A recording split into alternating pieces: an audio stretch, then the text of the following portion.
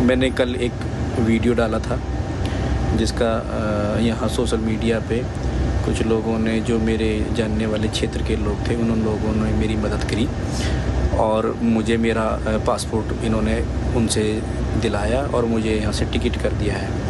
और मैं अब एयरपोर्ट के लिए जा रहा हूँ। मैं रास्ते में हूँ। लगभग 6:30 बजे की मेरी फ़्लाइट है दुबई से, जो कुवैत के रास्ते होते कल सुबह 7 बजे दिल्ली में एयरपोर्ट पर लैंड करेगी।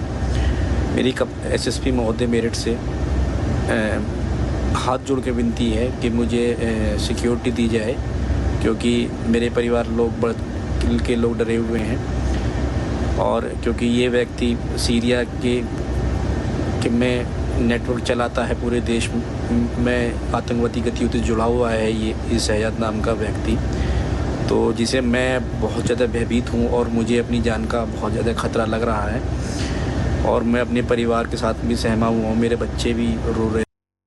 कस्बा किठौर के निवासी हैं अली मुर्तजा, जो उम्रा के लिए गए हुए थे मक्का। वहां से उन्होंने एक वीडियो जारी किया था जिसका पुलिस द्वारा संज्ञान लिया गया और प्रकरण में उनके पिताजी द्वारा दी गई तहरीर पर मुकदमा भी दर्ज किया गया।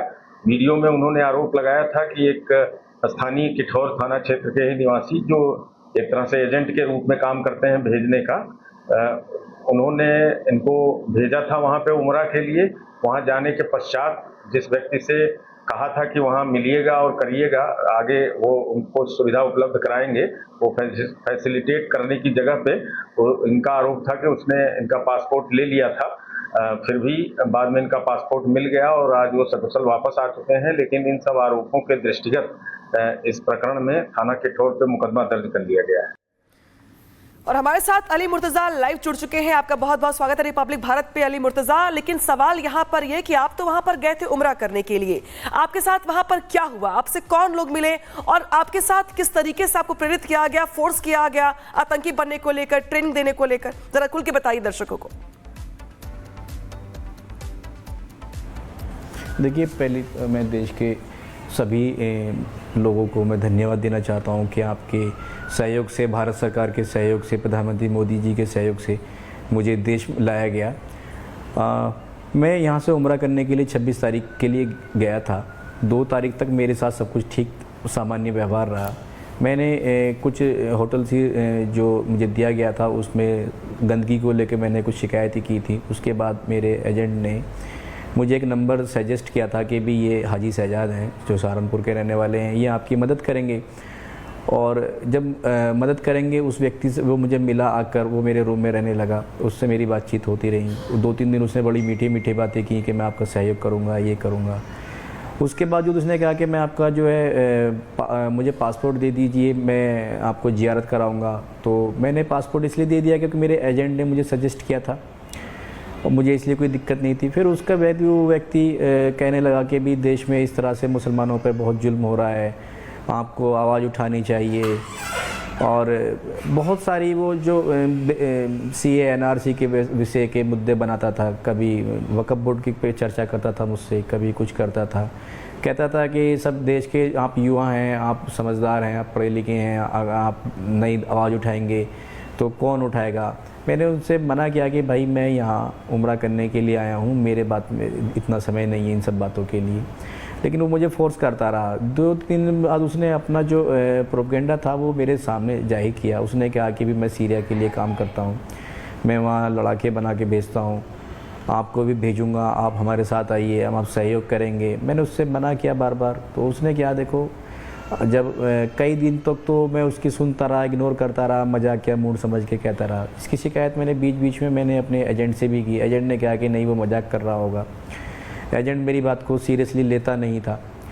मैं बहुत ज़्यादा परेशान था। उसके बाद में जब मैंने ये किया कि मैं आपकी शिकायत कर दूंगा, उसने कहा कि अब तुम मेरा कुछ नहीं कर पाओगे, आपका जो टिकट है वो भी फर्जी है और पासपोर्ट मेरे पास में है, आपने मेरी बात नहीं मानी तो आपका इलाज कर दिया जाएगा, आप देश वापस नहीं जाएंगे, आप स्वर्ग पहुंच जाएंगे। मुझे बहुत प्रताड़ित किया गया। फिर जब मैं उससे नहीं आया, फिर उसने मेरे को प्रलोभन देना शुरू किया कि देखिए मैंने इतने पैसे की दौलत कमाई है, देखिए मेरे पास में फॉर्चूनर हैं, देखिए मेरे पास पेट्रोल पंप्स हैं, मेरे पास में इतने आलीशान बंगले हैं, आप सोच नहीं सकते कि आप जितने आपको 1 महीने में सैलरी मिलेगी, इतने लोग जीवन भर में भी नहीं कमा पाते हैं। उसने मुझे बहुत फोर्स किया, सभी तरह से उसने मुझे तोड़ने की कोशिश करी। अली मेरा एक सवाल है आपसे, मैं उससे आपने नहीं जो अभी माना। तक कहानी बताई है उसके मुताबिक आपकी मुलाकात हुई, वो आपको प्रलोभन देता रहा, वो आपसे कहता रहा, लेकिन वहाँ क्या ये बहुत बड़ा नेक्सस चल रहा है? वहाँ आपने तो देख लिया, लेकिन ऐसे कई लोग होंगे, सभी लोगों से इस तरह से संपर्क करने की कोशिश की जाती है। क्या आपको कुछ लोगों का ग्रुप मिला? क्या हुआ आगे, ये बताइए जरा। देखिए, मुझे और तो कोई ऐसे लोग नहीं मिले, लेकिन मुझे इस व्यक्ति ने मुझे बताया कि मैं हर महीने 400-500 लोगों को यहाँ लेके आता हूँ, जो उसमें अच्छे काबिल लोग होते हैं, जो समझदार लोग होते हैं। मैं उन्हें उनकी मदद करता हूँ, ये उनको 400-500 वाली भारत से आते हैं? आपने और 400-500 लोगों की बात की, ये क्या भारत से आते हैं सारे लोग? अब हाँ, उसने क्या कि मैं 400-500 लोगों को मैं हर महीने भेजता हूँ, तो जाहिर सी बात है अगर वो इंडिया का है तो इंडिया से ही भेजता होगा। क्योंकि मैंने इतना कोई डीपली मैंने उस पर ध्यान नहीं देता था, क्योंकि मेरा इंटरेस्ट नहीं था इन सब चीज़ों में। तो उसने ये कहा कि भी मैं वो भेजता हूँ, तो जो उनमें से जो अच्छे लोग, काबिल लोग होते हैं, यंगस्टर होते हैं, मैं उनकी मदद करता हूँ, मैं उनको भेजता हूँ। मैंने 250 करोड़ रुपए की संपत्ति कमाई है। एक दिन आप भी इसी तरह से अगर आप जिहाद के रास्ते पर जाएंगे तो आप भी कमाएंगे। लेकिन वो इन सब चीज़ों पे मेरे नहीं कभी। क्या उसने ये बताया कि वो लड़ाके ट्रेंड कैसे करता है, भेजता कैसे है, तैयारी कैसे करवाता है, भेजा कहाँ जाता है और वहाँ उनके साथ क्या होता है, क्या करने के लिए कहा जाता है? कुछ उसने ऐसा कुछ बताया आपको? उसने मुझे यही बताया था कि भी आप वहाँ जाइए, आपको पूरी ट्रेनिंग दी जाएगी, सारी चीज़ बताई जाएंगी। लेकिन मेरा इंटरेस्ट नहीं था उसकी किसी बात में, तो इसलिए मैं नहीं पूछ पाया था कि मैं उसको यही मना कर देता भी मुझे नहीं जाना है, मुझे नहीं जाना है। वो मुझे कहता था कि आप देखिए, आप, वो मुझे को पैसों का प्रलोभन देता था। वो बताता था कि मैं हर ट्रिप पे 10-20 लोगों को मैं इस तरह से भेजता हूँ, जो मुझे वर्ल्ड वाइड यहाँ लोग मिलते हैं, यहाँ सारे देश दुनिया के लोग आते हैं, जिनसे लोग मेरा ताल्लुक़ हो जाता है, मैं भेजता हूँ।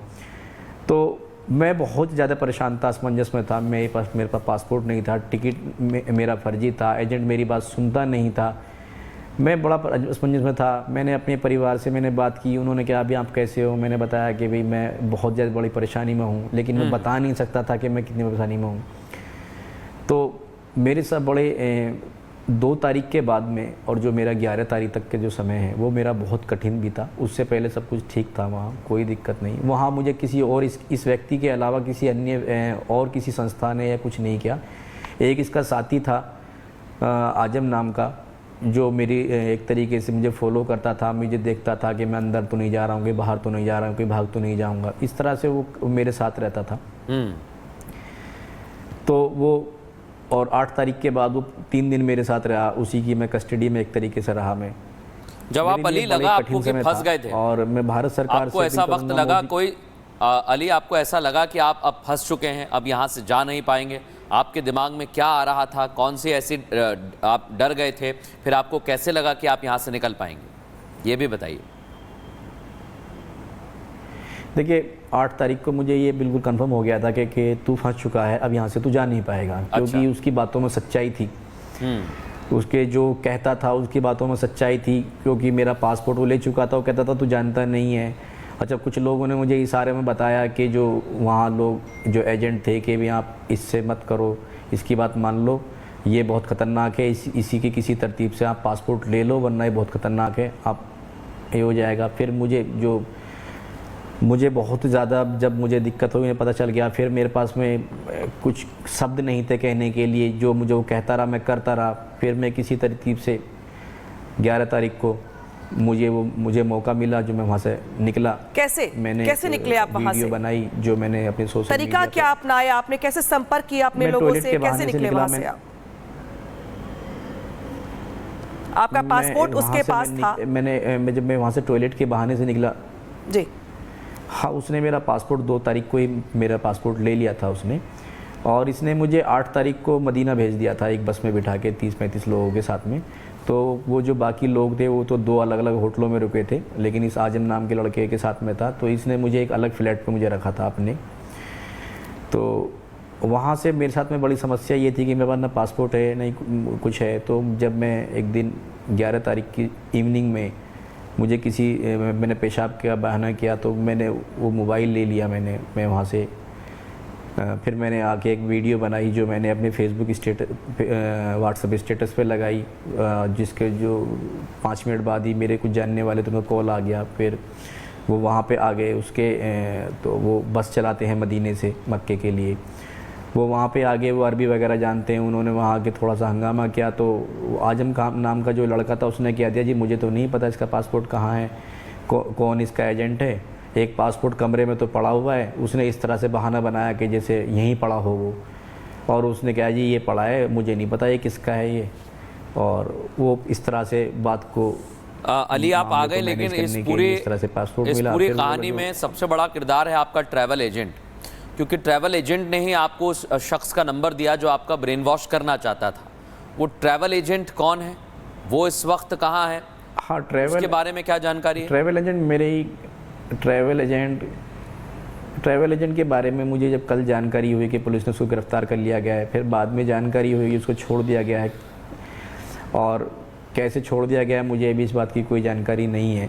नहीं मेरा किसी से संपर्क किया है अभी, कोई लोकल एडमिनिस्ट्रेशन से मुझे कोई संपर्क भी नहीं हुआ है, किन आधार पे छोड़ा है क्या है, मुझे इस बात की अभी कोई जानकारी नहीं है।